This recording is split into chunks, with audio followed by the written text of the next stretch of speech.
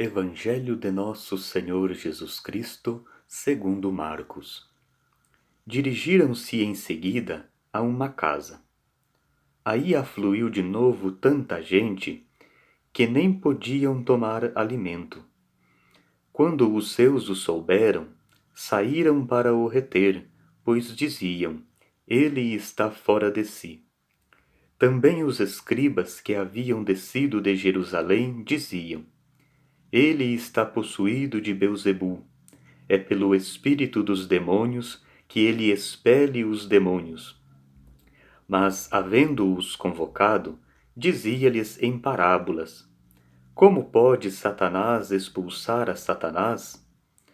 Pois se um reino estiver dividido contra si mesmo, não pode durar.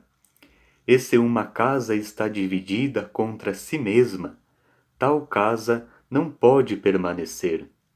E se Satanás se levanta contra si mesmo, está dividido, e não poderá continuar, mas desaparecerá. Ninguém pode entrar na casa do homem forte e roubar-lhes os bens, se antes não o prender, e então saqueará sua casa. Em verdade vos digo, todos os pecados serão perdoados aos filhos dos homens, mesmo as suas blasfêmias. Mas todo o que tiver blasfemado contra o Espírito Santo jamais terá perdão, mas será culpado de um pecado eterno. Jesus falava assim porque tinham dito: Ele tem um espírito imundo. Chegaram sua mãe e seus irmãos, e estando do lado de fora, mandaram chamá-lo. Ora, a multidão estava sentada ao redor dele, e disseram-lhe: Tua mãe e teus irmãos estão aí fora e te procuram. Ele respondeu-lhes: Quem é minha mãe e quem são meus irmãos?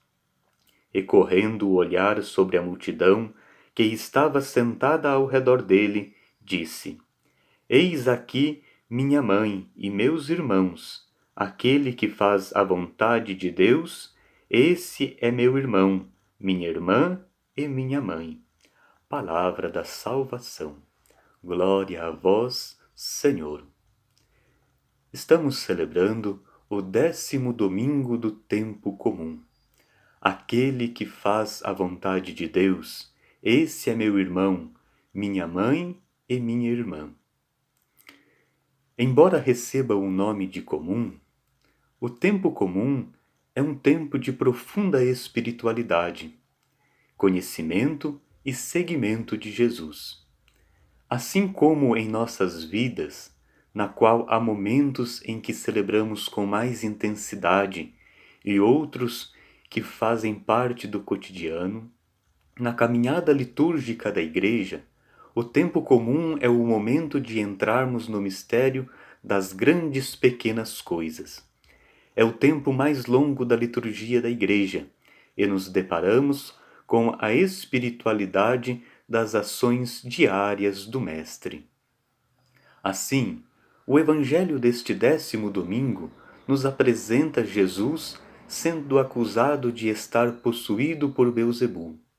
Os mesmos que estão escutando suas palavras também o acusam. Mas o Senhor tem uma resposta firme às acusações que lhe fazem. Como pode Satanás expulsar a Satanás? Pois se um reino estiver dividido contra si mesmo, não pode durar. A colocação do Mestre é forte, é esclarecedora e demonstra que a multidão que até ele afluía, pouco sabia do seu reino. Vendo tal acusação e o pouco entendimento da multidão, Jesus faz uma advertência. O que tiver blasfemado contra o Espírito Santo jamais terá perdão, mas será culpado de um pecado eterno. A afirmação do Evangelho nos mostra qual pecado é o mais grave a ser cometido por uma pessoa: o pecado contra o Espírito. é o pecado do endurecimento do coração, a misericórdia de Deus. É a rejeição da graça salvadora encontrada em Jesus Cristo, entregue no madeiro da cruz. Mas Jesus quer a salvação do homem.